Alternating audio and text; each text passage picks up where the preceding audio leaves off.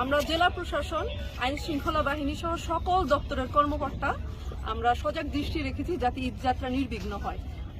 আমরা আমাদের দায়িত্ব পালন করছি, পাশাপাশি আমরা জনগণকে উদাত্ত আহ্বান জানাচ্ছি যে জনগণ যাতে তাদের জীবনের গুরুত্ব বুঝতে পারে এবং ফেরিতে গাড়ি ওঠার সময় তারা যাতে নেমে দাঁড়ায় এবং গাড়িটা সুন্দরভাবে ওঠার পর তারা যাতে গাড়িতে উঠে বসে। আরেকটি বিষয় হচ্ছে যে আমাদের গাড়িতে ওঠার সময় হয়তো অনেক জরুরি জিনিস থাকতে পারে, দামি জিনিস থাকতে পারে, সেই জিনিসগুলো আমরা নিজ দায়িত্বে নিয়ে নামবো।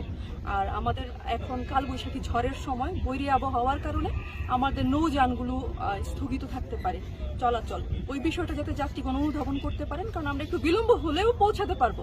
কিন্তু যদি আমাদের জীবন চলে যায়, এটা কিন্তু শুধু আমাদের না, আমাদের পরিবারের জন্য সারা জীবনের কষ্টকর একটা স্মৃতি হয়ে থেকে যাবে। তারা কিন্তু ঈদুল আজহার উদযাপনই করতে পারবেন না। এই বিষয়টি অনুধাবন করার জন্য আমি সকলকে অনুরোধ করছি। ধন্যবাদ। আমরা যে ব্যবস্থাগুলো নেওয়া হয়েছে, যে রেলিংগুলো নিচু ছিল, রেলিংগুলো উঁচু করা হয়েছে এবং সকল দপ্তরকে নির্দেশনা দেওয়া হয়েছে। আমরা চেষ্টা করছি যে যাত্রীদের ওঠানামার বিষয়টি নিশ্চিত করার জন্য।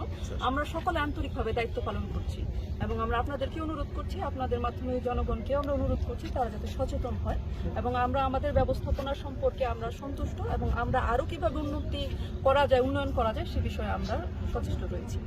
একটা বিষয় আমরা লক্ষ্য করেছি, এখানে কিছু ইজি বাইক এই মাঝে এসে কিন্তু ডিস্টার্ব করে, যাত্রীরা কিন্তু বিরক্ত প্রকাশ করছে। আমি 1 ঘন্টা আচ্ছা, এই বিষয়ে আমাদের এখানে মোবাইল টিম রয়েছে, মোবাইল টিম এবং আমাদের এই সিল্যান্ড ইউনো তারা রয়েছে, তারা দেখবে বিষয়টি আমরা জানলাম।